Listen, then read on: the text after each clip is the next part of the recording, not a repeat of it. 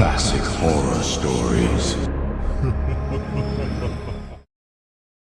Washington Irving, The Spectre Bridegroom. A Traveller's Tale. He that supper for is dight, he lies full cold I trow this night. Yestreen to chamber I him led, this night grey steel has made his bed. Sir Eager, Sir Graham, and Sir Grey Steel. On the summit of one of the heights of the Odenwald, a wild and romantic tract of Upper Germany that lies not far from the confluence of the Main and the Rhine, there stood many, many years since the castle of the Baron von Landshort. It is now quite fallen to decay, and almost buried among beech trees and dark firs, above which, however, its old watchtower may still be seen struggling, like the former possessor I have mentioned, to carry a high head and look down upon the neighboring country. The Baron was a dry branch of the great family of Katzenelnbogen, too, and inherited the relics of the property and all the pride of his ancestors. Though the warlike disposition of his predecessors had much impaired the family possessions, yet the Baron still endeavored to keep up some show of former state.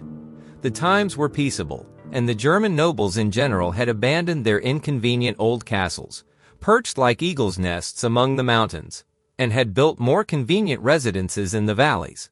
Still the Baron remained proudly drawn up in his little fortress, cherishing with hereditary inveteracy all the old family feuds, so that he was on ill terms with some of his nearest neighbors, on account of disputes that had happened between their great-great-grandfathers.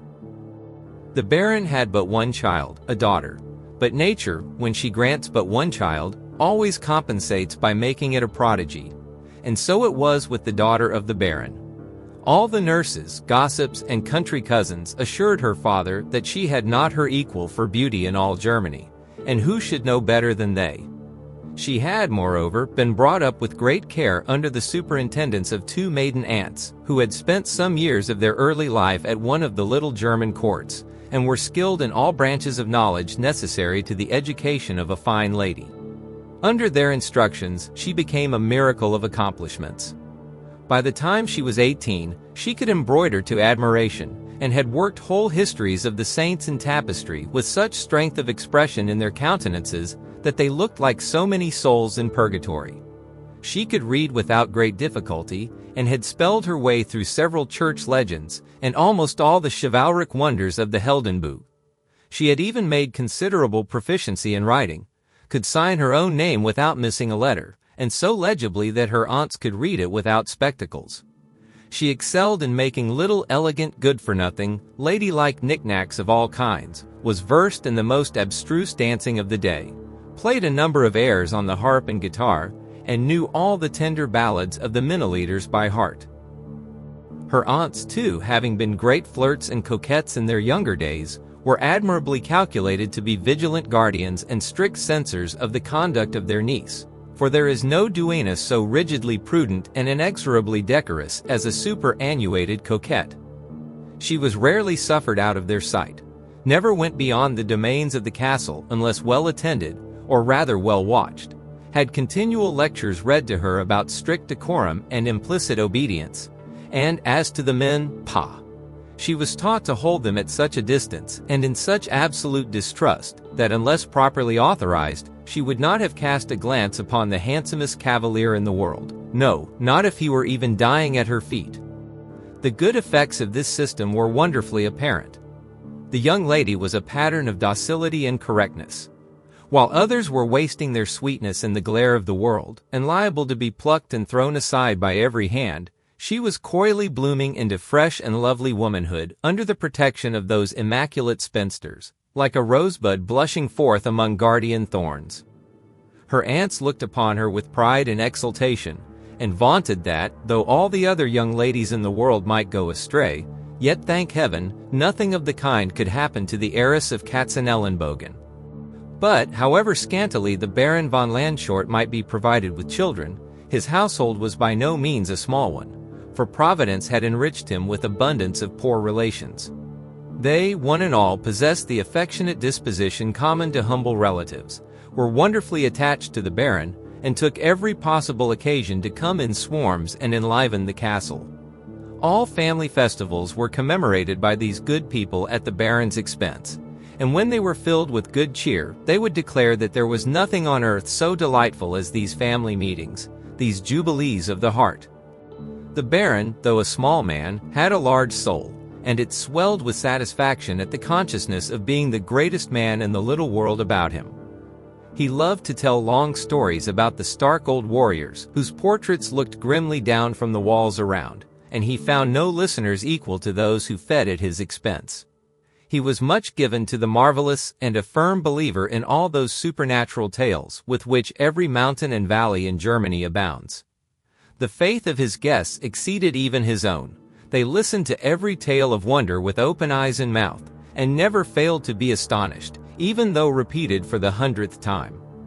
Thus lived the Baron von Landshort, the oracle of his table, the absolute monarch of his little territory, and happy above all things in the persuasion that he was the wisest man of the age. At the time of which my story treats, there was a great family gathering at the castle on an affair of the utmost importance. It was to receive the destined bridegroom of the Baron's daughter. A negotiation had been carried on between the father and an old nobleman of Bavaria to unite the dignity of their houses by the marriage of their children. The preliminaries had been conducted with proper punctilio. The young people were betrothed without seeing each other, and the time was appointed for the marriage ceremony. The young Count von Altenburg had been recalled from the army for the purpose, and was actually on his way to the Baron's to receive his bride. Missives had even been received from him from Würzburg, where he was accidentally detained, mentioning the day and hour when he might be expected to arrive. The castle was in a tumult of preparation to give him a suitable welcome. The fair bride had been decked out with uncommon care. The two aunts had superintended her toilet, and quarreled the whole morning about every article of her dress. The young lady had taken advantage of their contest to follow the bent of her own taste, and fortunately it was a good one. She looked as lovely as youthful bridegroom could desire, and the flutter of expectation heightened the luster of her charms. The suffusions that mantled her face and neck, the gentle heaving of the bosom, the eye now and then lost in reverie, all betrayed the soft tumult that was going on in her little heart. The aunts were continually hovering around her, for maiden aunts are apt to take great interest in affairs of this nature. They were giving her a world of staid counsel how to deport herself, what to say, and in what manner to receive the expected lover. The Baron was no less busied in preparations. He had, in truth, nothing exactly to do, but he was naturally a fuming, bustling little man, and could not remain passive when all the world was in a hurry. He worried from top to bottom of the castle with an air of infinite anxiety. He continually called the servants from their work to exhort them to be diligent, and buzzed about every hall and chamber, as idly restless and importunate as a bluebottle fly on a warm summer's day. In the meantime, the fatted calf had been killed. The forest had rung with the clamor of the huntsman. The kitchen was crowded with good cheer. The cellars had yielded up whole oceans of Rhine wine and fair wine, and even the great Heidelberg tun had been laid under contribution. Everything was ready to receive the distinguished guest with Soß und Braus in the true spirit of German hospitality. But the guest delayed to make his appearance. Hour rolled after hour. The sun, that had poured his downward rays upon the rich forest of the Odenwald, now just gleamed along the summits of the mountains. The Baron mounted the highest tower and strained his eyes in hopes of catching a distant sight of the Count and his attendants. Once he thought he beheld them. The sound of horns came floating from the valley, prolonged by the mountain echoes. A number of horsemen were seen far below slowly advancing along the road, but when they had nearly reached the foot of the mountain, they suddenly struck off in a different direction. The last ray of sunshine departed, the bats began to flit by in the twilight, the road grew dimmer and dimmer to the view, and nothing appeared stirring in it but now and then a peasant lagging homeward from his labor. While the old castle of Landshort was in this state of perplexity, a very interesting scene was transacting in a different part of the Odenwald. The young Count von Altenburg was tranquilly pursuing his route in that sober jog-trot way in which a man travels toward matrimony when his friends have taken all the trouble and uncertainty of courtship off his hands, and a bride is waiting for him as certainly as a dinner at the end of his journey. He had encountered at Würzburg a youthful companion in arms with whom he had seen some service on the frontiers, Hermann von Starkenfaust, one of the stoutest hands and worthiest hearts of German chivalry, who was now returning from the army. His father's castle was not far distant from the old fortress of Landshort, although an hereditary feud rendered the families hostile and strangers to each other. In the warm-hearted moment of recognition, the young friends related all their past adventures and fortunes, and the Count gave the whole history of his intended nuptials with a young lady whom he had never seen, but of whose charms he had received the most enrapturing descriptions. As the route of the friends lay in the same direction, they agreed to perform the rest of their journey together, and that they might do it the more leisurely, set off from Würzburg at an early hour, the Count having given directions for his retinue to follow and overtake him. They beguiled their wayfaring with recollections of their military scenes and adventures, but the Count was apt to be a little tedious now and then about the reputed charms of his bride and the felicity that awaited him. In this way they had entered among the mountains of the Odenwald, and were traversing one of its most lonely and thickly wooded passes. It is well known that the forests of Germany have always been as much infested by robbers as its castles by specters, and at this time the former were particularly numerous, from the hordes of disbanded soldiers wandering about the country. It will not appear extraordinary, therefore, that the cavaliers were attacked by a gang of these stragglers in the midst of the forest. They defended themselves with bravery, but were nearly overpowered when the Count's retinue arrived to their assistance. At sight of them the robbers fled, but not until the Count had received a mortal wound. He was slowly and carefully conveyed back to the city of Würzburg, and a friar summoned from a neighboring convent who was famous for his skill in administering to both soul and body, but half of his skill was superfluous. The moments of the unfortunate Count were numbered. With his dying breath he entreated his friend to repair instantly to the castle of Landshort, and explain the fatal cause of his not keeping his appointment with his bride.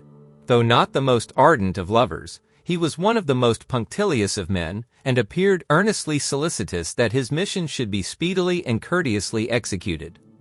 "Unless this is done," said he, "I shall not sleep quietly in my grave." He repeated these last words with peculiar solemnity.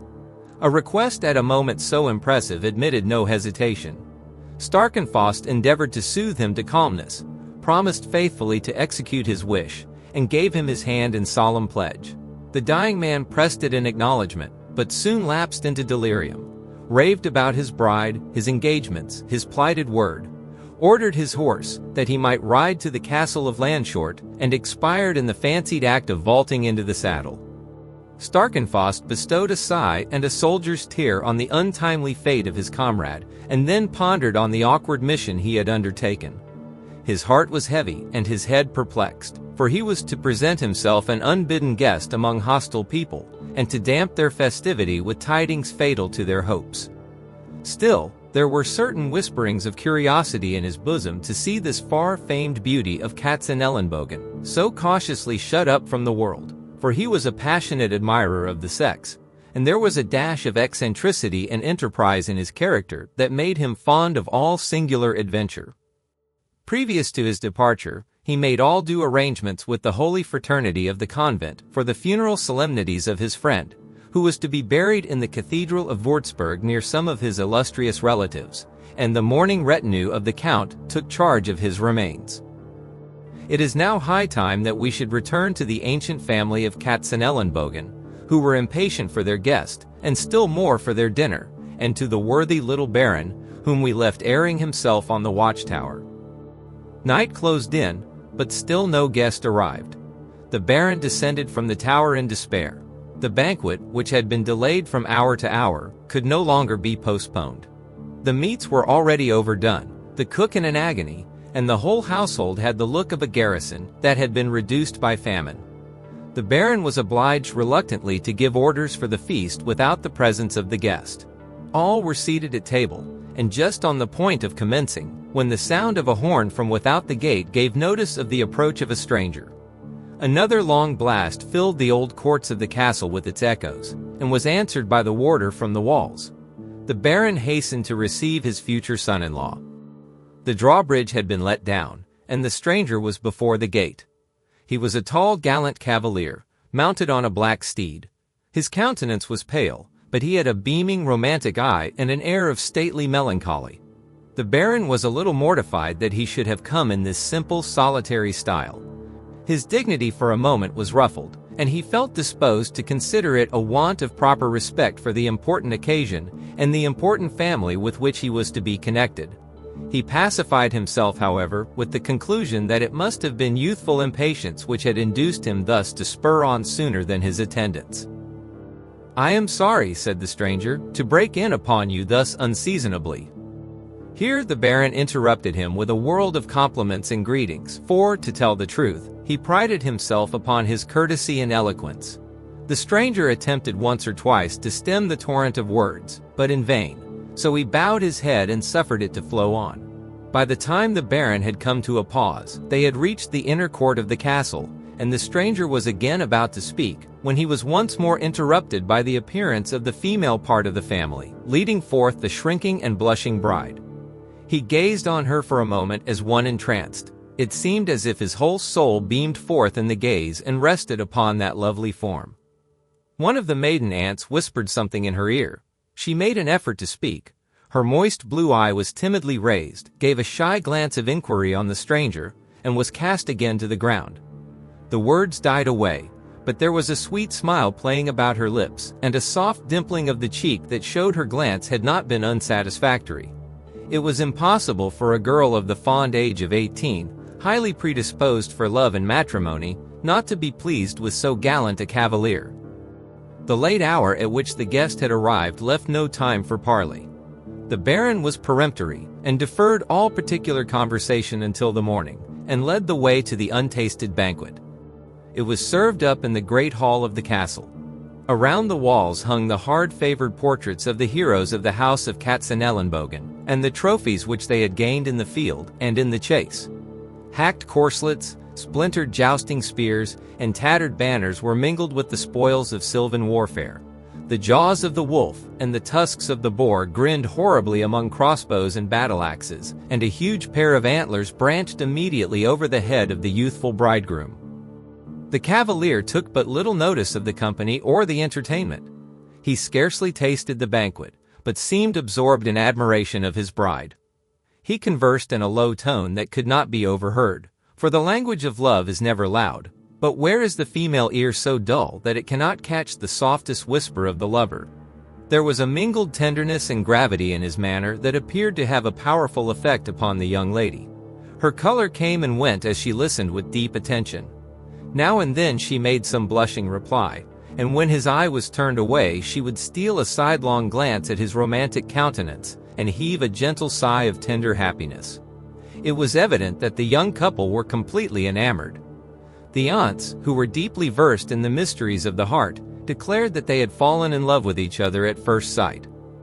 The feast went on merrily, or at least noisily, for the guests were all blessed with those keen appetites that attend upon light purses and mountain air.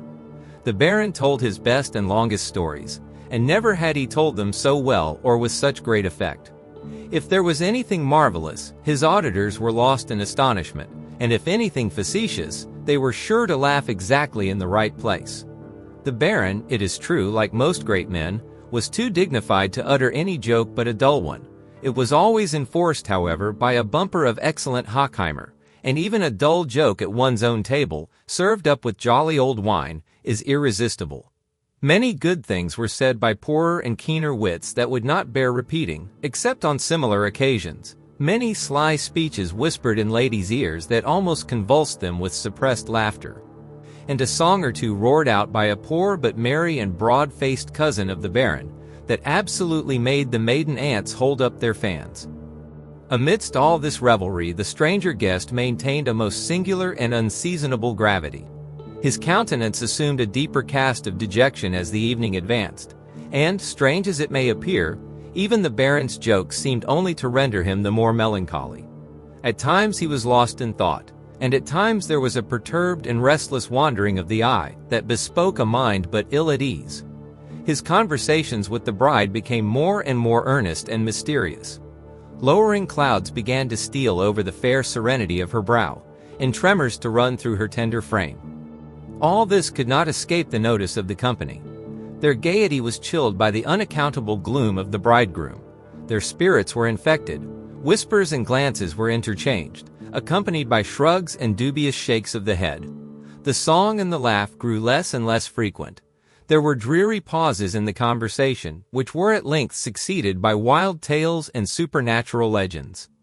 One dismal story produced another still more dismal, and the Baron nearly frightened some of the ladies into hysterics with the history of the goblin horseman that carried away the fair Leonora, a dreadful story which has since been put into excellent verse, and is read and believed by all the world. The bridegroom listened to this tale with profound attention.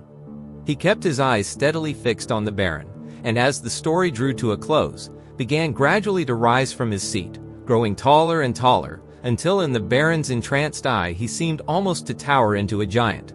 The moment the tale was finished, he heaved a deep sigh and took a solemn farewell of the company. They were all amazement. The Baron was perfectly thunderstruck.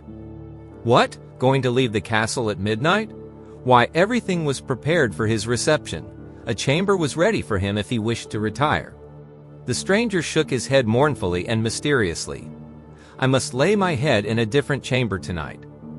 There was something in this reply and the tone in which it was uttered that made the Baron's heart misgive him, but he rallied his forces and repeated his hospitable entreaties. The stranger shook his head silently, but positively, at every offer, and waving his farewell to the company, stalked slowly out of the hall. The maiden aunts were absolutely petrified. The bride hung her head and a tear stole to her eye. The Baron followed the stranger to the great court of the castle, where the black charger stood pawing the earth and snorting with impatience. When they had reached the portal, whose deep archway was dimly lighted by a cresset, the stranger paused and addressed the Baron in a hollow tone of voice, which the vaulted roof rendered still more sepulchral. Now that we are alone, said he, I will impart to you the reason of my going. I have a solemn and indispensable engagement. Why, said the Baron, cannot you send someone in your place? It admits of no substitute. I must attend it in person. I must away to Würzburg Cathedral. I, said the Baron, plucking up spirit, but not until tomorrow. Tomorrow you shall take your bride there. No, no, replied the stranger with tenfold solemnity. My engagement is with no bride. The worms. The worms expect me. I am a dead man.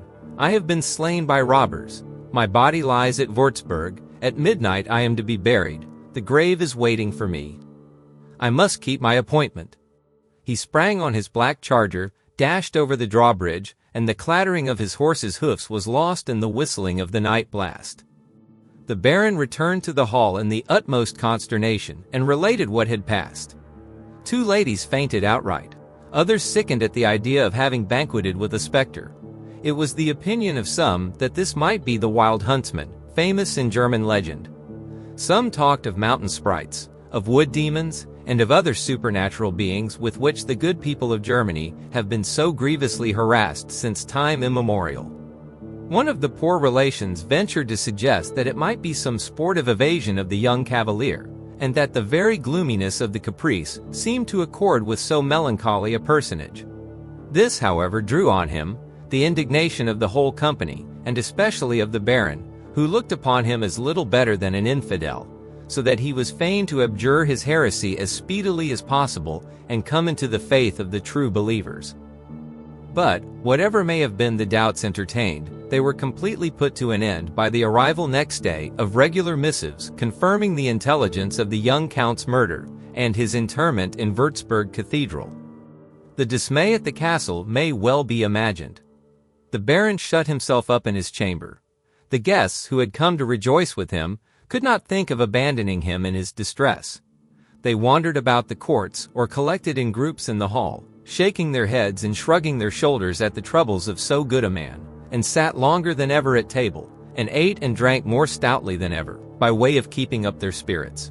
But the situation of the widowed bride was the most pitiable. To have lost a husband before she had even embraced him, and such a husband! If the very spectre could be so gracious and noble, what must have been the living man? She filled the house with lamentations. On the night of the 2nd day of her widowhood, she had retired to her chamber, accompanied by one of her aunts, who insisted on sleeping with her. The aunt, who was one of the best tellers of ghost stories in all Germany, had just been recounting one of her longest, and had fallen asleep in the very midst of it. The chamber was remote and overlooked a small garden. The niece lay pensively gazing at the beams of the rising moon as they trembled on the leaves of an aspen tree before the lattice. The castle clock had just tolled midnight when a soft strain of music stole up from the garden. She rose hastily from her bed and stepped lightly to the window. A tall figure stood among the shadows of the trees. As it raised its head, a beam of moonlight fell upon the countenance. Heaven and earth, she beheld the Spectre Bridegroom. A loud shriek at that moment burst upon her ear, and her aunt, who had been awakened by the music and had followed her silently to the window, fell into her arms. When she looked again, the spectre had disappeared. Of the two females, the aunt now required the most soothing, for she was perfectly beside herself with terror. As to the young lady, there was something even in the spectre of her lover that seemed endearing. There was still the semblance of manly beauty, and though the shadow of a man is but little calculated to satisfy the affections of a lovesick girl, yet where the substance is not to be had, even that is consoling. The aunt declared she would never sleep in that chamber again. The niece, for once, was refractory, and declared as strongly that she would sleep in no other in the castle. The consequence was that she had to sleep in it alone, but she drew a promise from her aunt not to relate the story of the spectre, lest she should be denied the only melancholy pleasure left her on earth, that of inhabiting the chamber over which the guardian shade of her lover kept its nightly vigils. How long the good old lady would have observed this promise is uncertain, for she dearly loved to talk of the marvelous, and there is a triumph in being the first to tell a frightful story. It is, however, still quoted in the neighborhood as a memorable instance of female secrecy that she kept it to herself for a whole week, when she was suddenly absolved from all further restraint by intelligence brought to the breakfast table one morning that the young lady was not to be found. Her room was empty, the bed had not been slept in, the window was open, and the bird had flown.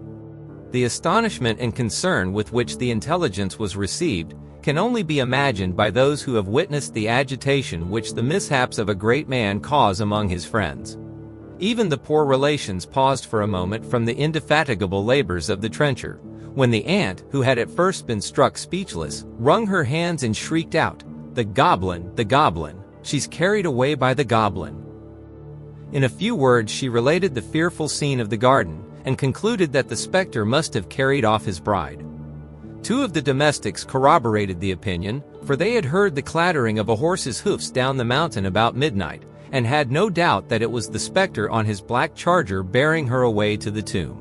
All present were struck with the direful probability, for events of the kind are extremely common in Germany, as many well-authenticated histories bear witness. What a lamentable situation was that of the poor Baron! What a heart-rending dilemma for a fond father and a member of the great family of Katzenelnbogen. His only daughter had either been rapt away to the grave, or he was to have some wood demon for a son-in-law, and perchance a troop of goblin grandchildren. As usual, he was completely bewildered, and all the castle in an uproar. The men were ordered to take horse and scour every road and path and glen of the Odenwald. The Baron himself had just drawn on his jack-boots, girded on his sword, and was about to mount his steed to sally forth on the doubtful quest, when he was brought to a pause by a new apparition. A lady was seen approaching the castle mounted on a palfrey, attended by a cavalier on horseback. She galloped up to the gate, sprang from her horse, and falling at the Baron's feet, embraced his knees. It was his lost daughter, and her companion, the Spectre Bridegroom. The Baron was astounded. He looked at his daughter, then at the spectre, and almost doubted the evidence of his senses. The latter, too, was wonderfully improved in his appearance since his visit to the world of spirits. His dress was splendid, and set off a noble figure of manly symmetry. He was no longer pale and melancholy. His fine countenance was flushed with the glow of youth, and joy rioted in his large dark eye. The mystery was soon cleared up. The cavalier, for in truth, as you must have known all the while, he was no goblin, announced himself as Sir Hermann von Starkenfaust. He related his adventure with the young count. He told how he had hastened to the castle to deliver the unwelcome tidings, but that the eloquence of the Baron had interrupted him in every attempt to tell his tale. How the sight of the bride had completely captivated him, and that to pass a few hours near her, he had tacitly suffered the mistake to continue. How he had been sorely perplexed in what way to make a decent retreat, until the Baron's goblin stories had suggested his eccentric exit. How, fearing the feudal hostility of the family, he had repeated his visits by stealth, had haunted the garden beneath the young lady's window, had wooed, had won, had borne away in triumph, and, in a word, had wedded the fair. Under any other circumstances, the Baron would have been inflexible, for he was tenacious of paternal authority and devoutly obstinate in all family feuds. But beloved his daughter, he had lamented her as lost. He rejoiced to find her still alive, and though her husband was of a hostile house, yet, thank heaven, he was not a goblin. There was something, it must he acknowledged, that did not exactly accord with his notions of strict veracity in the joke the night had passed upon him of his being a dead man. But several old friends present, who had served in the wars, assured him that every stratagem was excusable in love, and that the cavalier was entitled to a special privilege, having lately served as a trooper. Matters therefore were happily arranged. The Baron pardoned the young couple on the spot. The revels at the castle were resumed. The poor relations overwhelmed this new member of the family with loving kindness. He was so gallant, so generous, and so rich. The aunts, it is true, were somewhat scandalized that their system of strict seclusion and passive obedience should be so badly exemplified, but attributed it all to their negligence in not having the windows grated. One of them was particularly mortified at having her marvelous story marred, and that the only spectre she had ever seen should turn out a counterfeit. But the niece seemed perfectly happy at having found him substantial flesh and blood. And so the story ends.